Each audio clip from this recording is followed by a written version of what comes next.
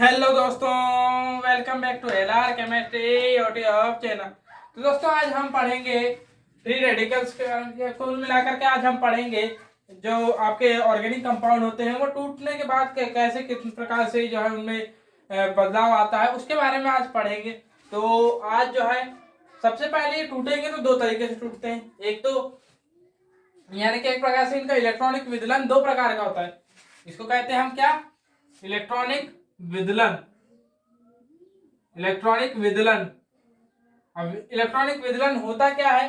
कुल मिलाकर के इलेक्ट्रॉनिक विदलन का मतलब है कि जब कोई रेडिक या कोई क्या कहना चाहिए आपका कंपाउंड है, जैसे कि मान लीजिए आपका CH4 हुआ या फिर आपका C2H6 हुआ, तो ये जो है C2H6 ये जो है किस तरीके से टूटेंगे, या फिर आपका CH3Cl ये कैसे टूटेंगे। तो ये जो है मान लीजिए इस तरीके से CH3H। अब यहाँ पर भी ये इस तरीके से इन दोनों में अलग अलग जो है यहाँ पर भी एक इलेक्ट्रॉन जो था बॉन्डिंग के साथ, कहने का मतलब ये इस तरीके से बॉन्ड बना हुआ था। C इस तरीके से एक हाइड्रोजन, दूसरा हाइड्रोजन, तीसरा हाइड्रोजन, चौथा हाइड्रोजन इस तरीके से बना हुआ था। तो यहाँ पर से मान लीजिए आपका ये जो है हाइड्रोजन टूट गया, यानी कि यहाँ से अलग हो गया, और जो है ये तीन हाइड्रोजन अभी भी मिले हुए हैं इसमें, एक दो तीन, और जो है लेकिन ये वाला जो हाइड्रोजन अलग हुआ है। तो क्या ये यहाँ पर पे ये वाले जो इलेक्ट्रॉन है यहाँ पर पे जो है जो दो इलेक्ट्रॉन थे यहाँ, तो क्या ये दोनों इलेक्ट्रॉन इसमें अलग अलग बराबर रूप से बढ़ गए, या फिर जो है एक ही के पास दोनों इलेक्ट्रॉन आ गए? किस तरीके का हुआ, यानी कार्बन के पास ही दोनों इलेक्ट्रॉन आ गए, क्या जो हाइड्रोजन के पास दोनों इलेक्ट्रॉन आ गए? ये इस तरीके से जो है विदलन होता है। तो विदलन होने के बाद क्या वहां पर चेंजेस आया, किसके पास इलेक्ट्रॉन गए और किसके पास कितने इलेक्ट्रॉन गए, इसके बारे में जानकारी हमें मिलती है। तो उसको कहते हैं हम इलेक्ट्रॉनिक विदलन। मतलब कोई कंपाउंड है, कंपाउंड के जो परमाणु के अलग अलग होने पर पे स्पेशल कंपाउंड से स्पेशल परमाणु के अलग हो जाने से क्या परिवर्तन आता है, किस तरीके से इलेक्ट्रॉनिक विन्यास में परिवर्तन आता है, उसके बारे में जानकारी जो देता है उसे कहते हैं हम इलेक्ट्रॉनिक विदलन। देख लीजिए, समझ गए होंगे आपकी इलेक्ट्रॉनिक विदलन किस प्रकार होता है। इसके बाद जो है इलेक्ट्रॉनिक विदलन दो प्रकार का होता है। आपको बता दिया जाए कि इलेक्ट्रॉनिक विदलन दो प्रकार का होता है। एक होता है समांश विदलन और दूसरा होता है विषमांश।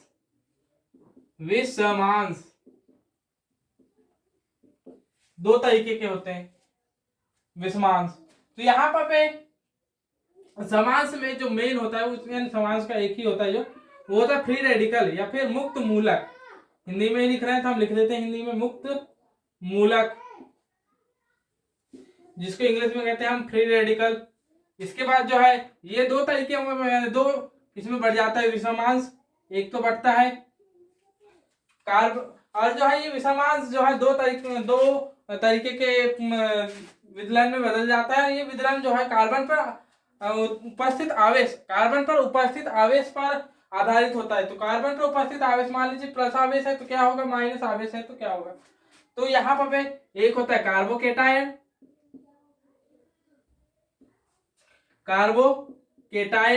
जिसे ही हम कहते हैं कार्बोनियन। इसे कहते हैं कि कार्बोनियम, इसको कहते हैं नियम। ये कार्बोकेटायन को नियम कहते हैं, केटायन। और जो है ये फिर कार्बो एनायन, ये है कार्बो एनायन, जिसको दूसरे शब्दों में कहते हैं कार्बोनियम। फिर से देख सकते हैं आप, लिखा हुआ भी बता देते हैं, कार्बो नियम है, ये म है, और ये कार्बो नियन न है, ये न वाला न, और ये मछली वाला म, कार्बोनियन। वैसे तो मेन कार्बोकेटायन और कार्बोएनायन के नाम से ही जाने जाते हैं। अब ये मुक्त मूलक होते क्या है, मुक्त मूलक में कितने इलेक्ट्रॉन कैसा क्या होता है, इसके बारे में जानकारी अब हम, अरे मुक्त मूलक जो है कैसे टूटते हैं, क्या होते हैं, इसके बारे में जानकारी लेंगे। फिर कार्बोकेटायन क्या होते हैं, कार्बोएनायन क्या होते हैं, इन सब के बारे में जानकारी लेते हैं। तो अब बात करते हैं मुक्त मूलक की। तो मुक्त मूलक जो है आप देख सकते हैं, अभी तक आपने पढ़ा क्या है कि किस तरीके से जो है मुक्त मूलक और जो है विदलन किस प्रकार से होता है और कितने प्रकार का होता है ये। अब बात कर रहे हैं फ्री रेडिकल के बारे में। तो फ्री रेडिकल मतलब कि ऐसा विदलन जिसमें कि इलेक्ट्रॉन दोनों के पास बराबर रूप से चला जाता है। मतलब कि कहा देखा जाए, जैसे आप यहाँ पर देखेंगे तो आपने मान लीजिए CH4 का एक अणु लिया, CH4 का एक अणु लिया।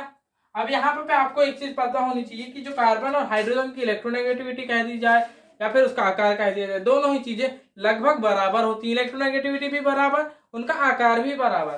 तो इस वजह से जो है ये जो है इलेक्ट्रॉन जब टूटेंगे या फिर जो ये परमाणु है ये CH3 और ये जो है टूटेंगे, यानी कि ये जब इनको उच्च ऊर्जा वाला प्रकाश दिया जाएगा, उच्च ऊर्जा वाला प्रकाश अवशोषित करेंगे ये, तो ये टूटेंगे। और टूटेंगे तो काय में टूटेंगे? CH3 और H में टूटेंगे, CH3 और H में। अब चूंकि इनका आकार जो है कार्बन और हाइड्रोजन का आकार सेम होता है, तो ये जो है फ्री रेडिकल के रूप में टूट जाएंगे कुछ इस तरीके से, जो अभी मैंने थोड़ा टाइम पहले बताया था ये। और यहाँ पर H इस तरीके से था, यहाँ पर भी ये, तो ये CH3 और यहाँ पर इस तरीके से होगा और विदलन। और यहाँ पर एक जो ये वाला इलेक्ट्रॉन है, ये इलेक्ट्रॉन यहाँ उठ करके आ जाएगा और ये वाला इलेक्ट्रॉन यहाँ चला जाएगा। तो इस तरीके से ये दूसरा हाइड्रोजन यहाँ पर हो जाएगा और इस पर भी एक जो है इलेक्ट्रॉन आ जाएगा और ये इलेक्ट्रॉन को हम बिंदु द्वारा दर्शा देते हैं। तो ये यहाँ पर एक बिंदु, ये बिंदु, इस तरीके से टूट जाएगा। अब क्या होगा, और जब क्लोरीन का अणु आएगा, यहाँ क्लोरीन का अणु आएगा, तो क्लोरीन जो है यहाँ पर क्लोरीन का अणु है। अब क्लोरीन का अणु है तो ये कुछ इस तरीके से जुड़ा हुआ होगा, इस तरीके से, और इसके भी जो इलेक्ट्रॉन है कुछ इस तरीके से। तो ये भी अब तो ये तो सेम ही परमाणु की बात है। तो ये दोनों भी टूटेंगे तो एक इलेक्ट्रॉन इसके पास और दूसरा इलेक्ट्रॉन इसके पास, तो Cl मुक्त मूलक, Cl मुक्त मूलक, और ये Cl मुक्त मूलक, CH3 मुक्त मूलक, ये क्या कहलाएंगे? फ्री रेडिकल, फ्री रेडिकल कहलाएंगे। फिर से आपको पहचानने के लिए दोबारा से दिखाऊंगा, पर अभी देख लीजिए जहां पर आपको बिंदु दिख जाए ऊपर, वो फ्री रेडिकल होते हैं, मुक्त मूलक होते हैं। फ्री रेडिकल या मुक्त मूलक, तो मुक्त मूलक बन जाएंगे तो इस तरीके से Cl प्लस Cl। अब यहाँ पर से ये वाला Cl इसके साथ अभिक्रिया कर लेगा और ये वाला Cl इसके साथ अभिक्रिया कर लेगा।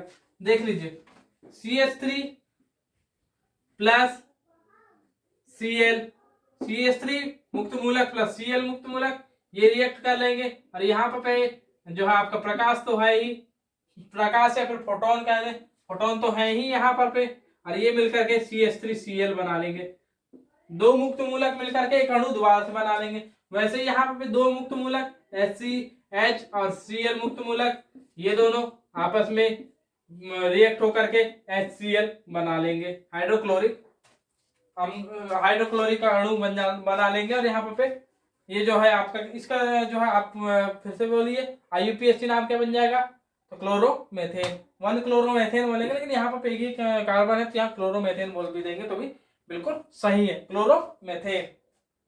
ये रहा क्लोरोमेथेन है, तो यहाँ पर ये बन गया। तो ये यहाँ पर आप क्या देख रहे हैं कि आकार क्या होता है कि आकार जब सेम होता है किसी भी दो परमाणुओं का, और साथ ही साथ जो है इलेक्ट्रोनेगेटिविटी सेम होती है, तो वहां पर जो है विदलन समांश विदलन होता है। समांश विदलन होने की वजह से हमें फ्री रेडिकल प्राप्त होते हैं, मुक्त मूलक प्राप्त होते हैं। मुक्त मूलक प्राप्त होंगे तो मुक्त मूलक इस तरीके से प्राप्त होंगे, और वो अन्य दूसरे मुक्त मूलक जो अगर उनके संपर्क में आते हैं तो वो आपस में अभिक्रिया करके और दूसरे अणु बना लेते हैं। तो फ्री रेडिकल का निर्माण कब होगा? जबकि आकार और इलेक्ट्रोनेगेटिविटी सेम होगी। अगर से ये दोनों चीजें डिफरेंस पैदा करेंगी तो फिर आपका क्या मिलेगा आपको? फिर तो आपको मिल जाएगा क्या? विषमांश विदलन। विषमांश विदलन से कार्बोकेटायन और कार्बो एनायन का निर्माण होता है। लेकिन कार्बो एटायन और एनायन के बारे में जानने से पहले हम फ्री रेडिकल्स के बारे में थोड़ी बहुत जानकारी ले लेते हैं। आप देख सकते हैं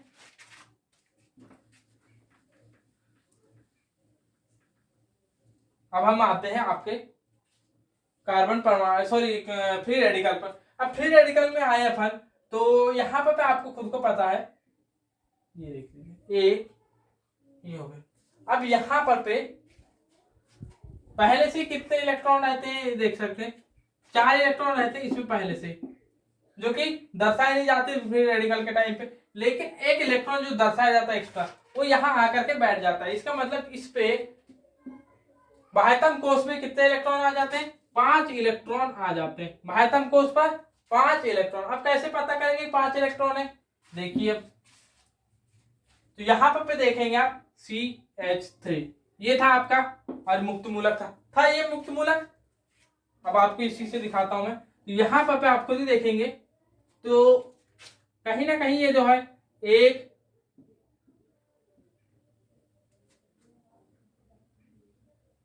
यहाँ पर पे hydrogen hydrogen hydrogen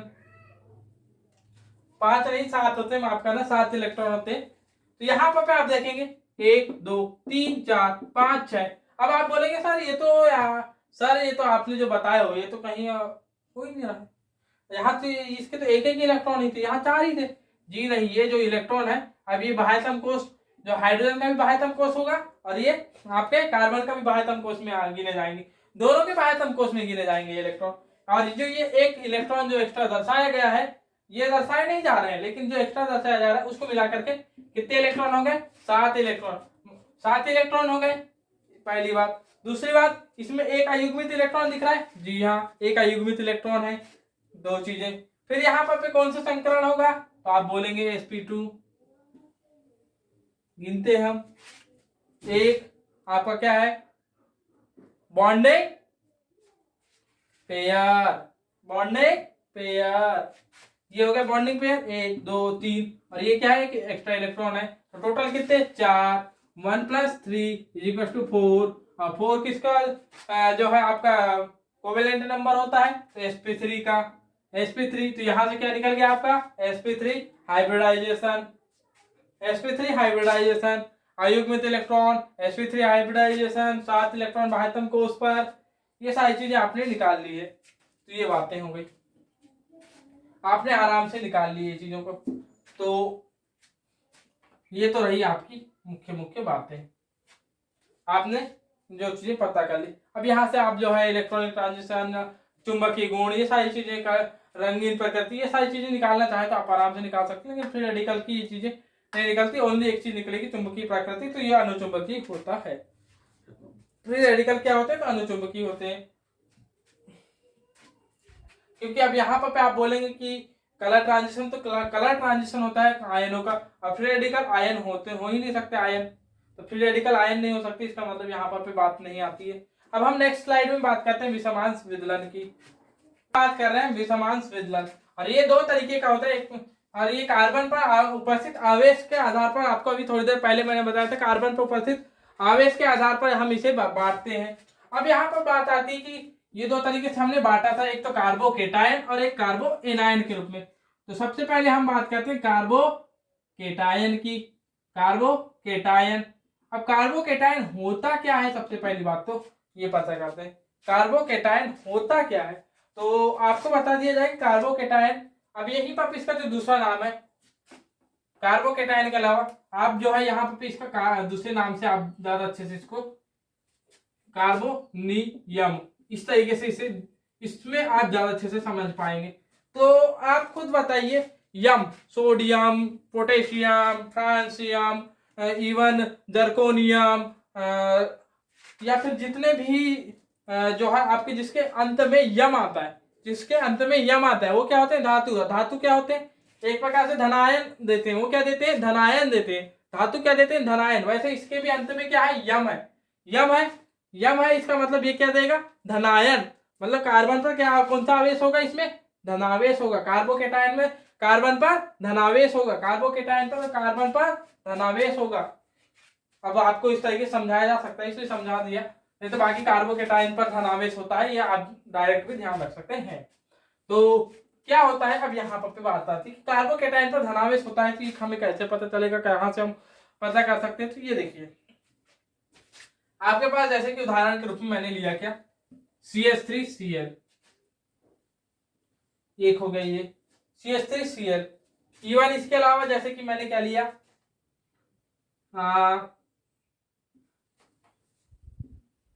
C2H5F, C2H5F। Even इसके अलावा अब मैंने जैसे कि चलो ये दो ही, क्योंकि जितने भी यानी कुल मिला करके RX ले लिया मैंने। क्या ले लिया? हेलो एल्केन, कोई भी हेलो एल्केन। अब आप बोलेंगे कि अल्कोहल क्यों नहीं लिए सर आपने एल्डिहाइड क्यों नहीं लिए, आपने कीटोन क्यों नहीं लिए?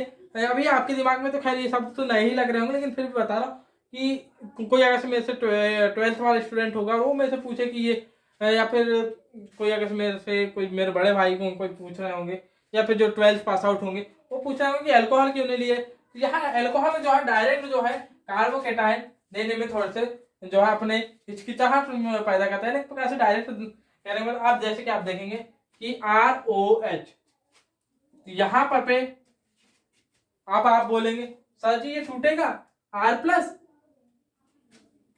और OH माइनस में। अरे यार तुमने क्या सही से केमिस्ट्री नहीं पढ़े हो क्या?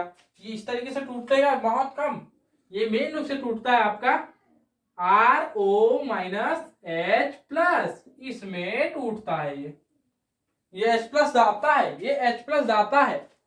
अब यहाँ पर ये टूटेगा जरूर, कोई गलत बात नहीं है। अब आप कहेंगे RCHO,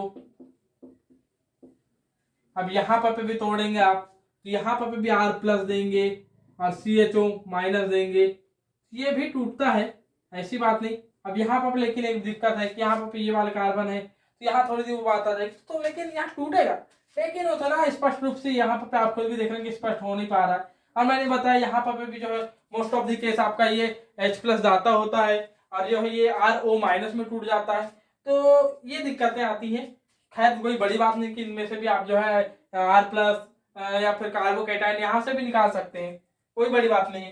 तो ये सारे सोर्स जो है मैंने दिखाया, तो ये जो है आपके कार्बोकेटाइन। अब यहाँ पर भी ये भी कैपिटल टूटेगा, तो ये टूट जाएगा आपका CH3 प्लस, और प्लस आप लिखेंगे कहाँ?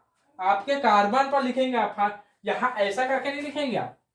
खैर कई टीचर लिखा देते हैं, मैं भी शुरुआत में जब होता था हमें भी ऐसा ही लिखाया जाता था और मैं खुद भी ऐसा ही लिखता था, लेकिन अब मैं थोड़ा सा वो कर रहा हूँ, तो आप जो है नहीं लिखेंगे, आप जो है कार्बन पर इसमें इसे प्लस चार्ज लिखेंगे, क्योंकि यहाँ पर ऐसा लगता है हमें कि पूरा अणु का प्लस पॉजिटिव चार्ज है, लेकिन रियलिटी में देखा जाए तो जो होता है आपका पॉजिटिव चार्ज वो कार्बन पर होता है, ओनली कार्बन पर। यहाँ पर पे अब आप बोलेंगे C2H5 और यहाँ पर पे दूसरा Cl माइनस टूटेगा। अब यहाँ पर पे एक बात और है, आप जो है डायरेक्ट सिर्फ प्लस लिख करके और छोड़ नहीं सकते, आपको ये भी बात बता दिया जाए, क्योंकि आपका जो है आवेश संरक्षण का सिद्धांत तो यहाँ पर काम, फिर बोलेगा आवेश संरक्षण सिद्धांत मैं क्यों हूं, मेरे को मार दो। नहीं, हम नहीं मारेंगे तुमको, हम यहाँ पॉजिटिव चार्ज लाए, यहाँ पॉजिटिव चार्ज लाए, तो यहाँ नेगेटिव चार्ज भी तो रखेंगे, तुम्हें तो संतुलित करेंगे ही करेंगे, हम तुम्हारी रक्षा तो करेंगे, तो हम रक्षा कर देते हैं। तो इस तरीके से हमने रक्षा कर ली इसकी। वैसे हमने यहाँ पर भी की, तो यहाँ पर आप करेंगे कि यहाँ प्लस चार्ज, जी नहीं, ये प्लस चार्ज आएगा यहाँ पर C2 प्लस H5 में, यहाँ आएगा, और ये आपका F माइनस हो जाएगा। यहीं पर पे ये भी R प्लस X माइनस, इस तरीके से टूटेगा, तो बिल्कुल इस तरीके से टूट जाएगा। तो यहाँ ऐसे टूटते जाते हैं। और यहाँ पर अब जो है जब आप इसे और जो है आपके छोटे और छोटे तरीके से, यानी इसे और ज्यादा गहराई से देखेंगे, तो यहाँ पर ये CH इस तरीके से, यानी आप एक एक परमाणु को आप खोल करके लिखते जा रहे हैं, खोल करके लिखेंगे, तो फिर आपको पता चलेगा कि ये यहाँ पर पे है आपका पॉजिटिव चार्ज, यहाँ पर पे है पॉजिटिव चार्ज, और यहाँ पर फिर दूसरा जो है F माइनस, तो यहाँ आ जाएगा इस तरीके से। तो वो तो आपकी बहुत बड़ी बात है। तो अब यहाँ से आप एक चीज समझ गए कि कार्बोकेटाइन मतलब कि कार्बन पर प्लस चार्ज, सिर्फ मेन चीज यही चीज होती है इसमें, कार्बोकेटाइन का मतलब कार्बन पर प्लस चार्ज। अब कार्बोकेटाइन पर प्लस चार्ज है, इसका मतलब ये बात है कि ये अपना एक इलेक्ट्रॉन लूज कर रहा है। आप खुद ही जानते हैं जो धनायन होते हैं वो अपना एक इलेक्ट्रॉन, क्योंकि धनायन धनी होता है, धनी कोई भी धनी अपना आपको दान देना चाहेगा, तो ये एक इलेक्ट्रॉन दे देता है, तो एक इलेक्ट्रॉन दे देता है, तो इसके बाह्यतम कोष में अष्टक पूरा करने की कोशिश करता है। इसके बाह्यतम कोष में पहले से कितने, मतलब पूरे टोटल 8 इलेक्ट्रॉन हो चुके थे, यहाँ पर भी देखेंगे तो 8 इलेक्ट्रॉन हो चुके थे, लेकिन जो है इसने एक प्रकार से क्या कर दिया, खुद तो जो है यहाँ पर जो ये बॉन्ड था कुल मिलाकर के आप देखेंगे CH3 Cl, इसकी बात करें तो यहाँ पर क्या हुआ, ये CH3 और यहाँ पर ये Cl के साथ ये बॉन्ड था, तो यहाँ पर इस तरीके से बॉन्ड होगा।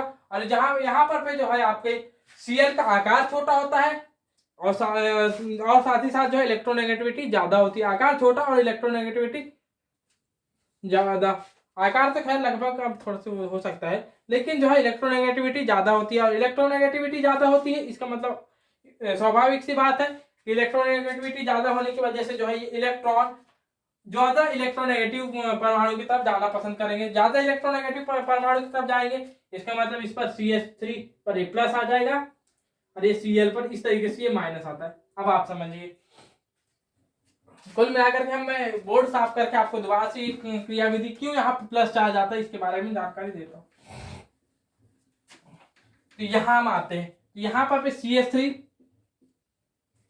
Cl था, अब यहाँ पर CH3 Cl जो है इसको हम बनाएंगे तो CH3 और यहाँ पर दोनों इलेक्ट्रॉन और Cl इस तरीके से, और ये यहाँ विषमांश विदलन होगा। तो यहाँ पर भी ये विषमांश विदलन होगा क्योंकि इलेक्ट्रोनेगेटिविटी का डिफरेंस ज्यादा है, बहुत ज्यादा इलेक्ट्रोनेगेटिविटी डिफरेंस है, तो विषमांश विदलन होगा। तो किसी एक के पास दोनों इलेक्ट्रॉन जाने की कोशिश करेंगे और ये दोनों इलेक्ट्रॉन जिसकी इलेक्ट्रोनेगेटिविटी ज्यादा है और इलेक्ट्रोनेगेटिविटी यहाँ ज्यादा किसकी है, Cl की, तो दोनों इलेक्ट्रॉन यहाँ जाना पसंद करेंगे। तो इस तरीके से, और यहाँ CH3 प्लस आ जाएगा और यहाँ हमें Cl माइनस मिलेगा।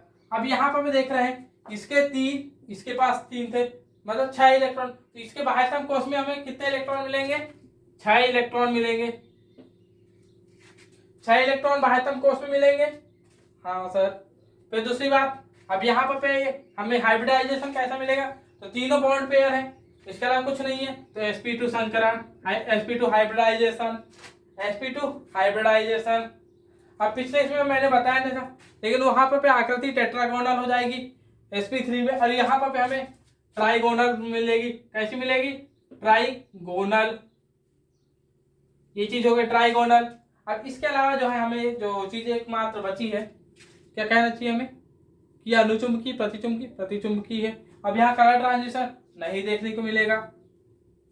अब आप बोलेंगे यहाँ तो आयन है तो दिखना चाहिए, लेकिन दिखेगा कैसे बेटा, यहाँ पर तो अयुग्मित इलेक्ट्रॉन है ही नहीं।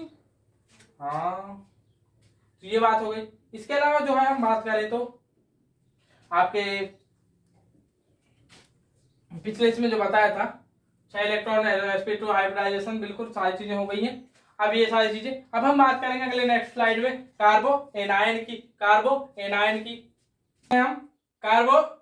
तो कार्बो एनायन आप खुद ही सुनते होंगे, कार्बो कैटायन, कार्बो एनायन। तो इस तरीके से आपको कार्बो कैटायन को याद रखेंगे तो यहाँ कार्बो एनायन का आपको डायरेक्ट ध्यान रह जाएगा कि इसमें नेगेटिव चार्ज होता है। अब नेगेटिव चार्ज होता है तो किस प्रकार इसमें नेगेटिव चार्ज आता है, अब यहाँ से देखिए तो क्या होता है कि यहाँ पर देख लीजिए, मान लीजिए आपने कोई एक धातु के साथ इसे आबंधित रखा हुआ है, जैसे कि आप देखेंगे CH3Na, जो कि नॉर्मली होता नहीं है कि यहाँ धातु के साथ डायरेक्ट आबंधित हो, तो या फिर आपने कुछ ऐसे मान लीजिए आपने जैसे कि अभी आपने देखा कि ROX मतलब CH3OH, यहाँ पर भी इस तरीके से यहाँ देखे आपने,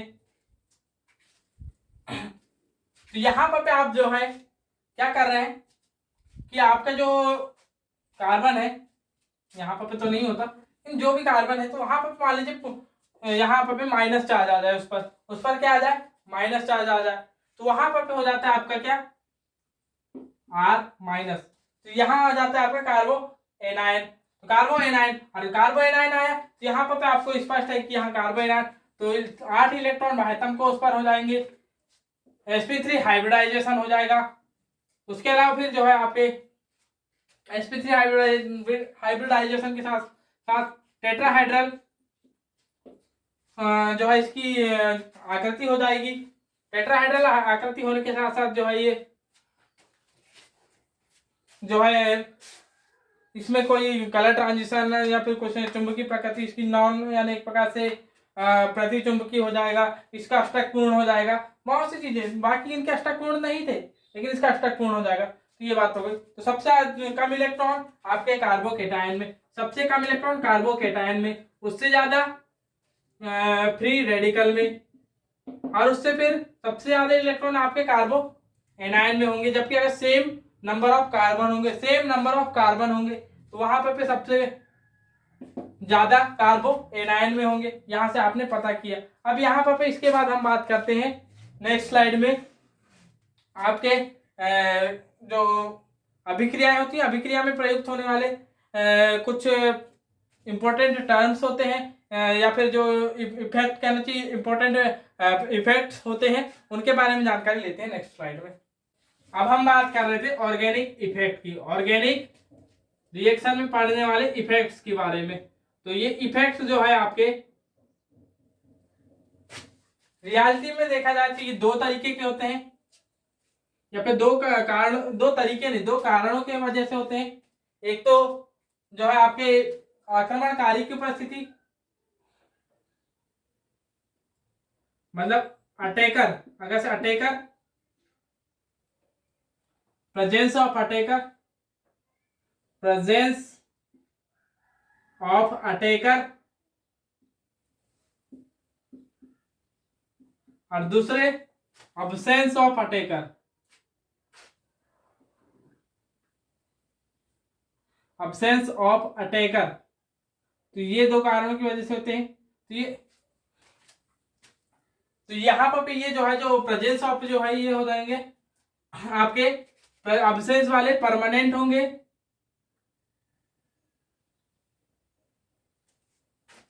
परमानेंट, और ये जो है नॉन परमानेंट होंगे। मतलब कि ये जैसे जो है अटैकर हटा तो यहाँ पर ये जो है इफेक्ट भी हट जाएंगे, तो ये हो जाएंगे नॉन परमानेंट। इंग्लिश शब्द दूसरा वाला दिमाग में नहीं आ रहा है, इस वजह से जो नॉन परमानेंट लिख दिया हूं, नॉन परमानेंट है। तो अब यहाँ पर आपको नॉन परमानेंट है, तो फिर यहाँ पर ये कौन कौन से होते हैं? तो आपके जो आप जो है सबसे पहले इंडक्टिव इफेक्ट जो देखते हैं, इंडक्टिव इफेक्ट ये जो है इसी में आएगा। दूसरी बात, इसके अलावा जो है इलेक्ट्रोमेरिक इफेक्ट, ये भी जो है आपका आक्रमणकारी की परिस्थिति में ये इफेक्ट दिखेगा, बाकी नहीं दिखेगा। अब ये जो है इसके अलावा जो है यहाँ पर ये 3 तरीके के होंगे, टोटल 5 प्रभाव होते हैं, जिसमें से एक होगा रेजोनेंस,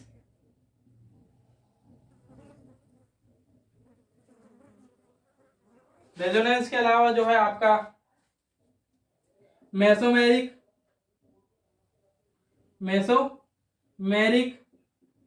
और एक बच गया है आपका हाइपर कॉन्जुगेशन। ये हाइपर कॉन्जुगेशन, तो ये 5 तरीके के प्रभाव होते हैं। टोटल कितने? 1 2 3 4 5। अब 5 जिसमें से 2 जो है आप 3 परमानेंट होते हैं और 2 जो है आपके नॉन परमानेंट होते हैं, यानी कि आक्रमण, ये जो है आक्रमणकारी की उपस्थिति के कारण देखने को मिलते हैं, और ये परमानेंट होते हैं। अब परमानेंट क्यों होते हैं और परमानेंट ना होने के पीछे का कारण, ये सारी चीजें हम देखेंगे नेक्स्ट लेक्चर में। तो दोस्तों इस लेक्चर को देखने के धन्यवाद। जय हिंद, जय श्री राम। और इस वीडियो को आप लाइक कीजिए, शेयर कीजिए, अपने दोस्तों तक से पहुंचाइए, और प्लीज मेरे चैनल को सब्सक्राइब करवाइए। तो दोस्तों यह वीडियो कैसा लगा कमेंट में अपना ओपिनियन जो है दीजिए। तो दोस्तों जय हिंद, जय श्री राम।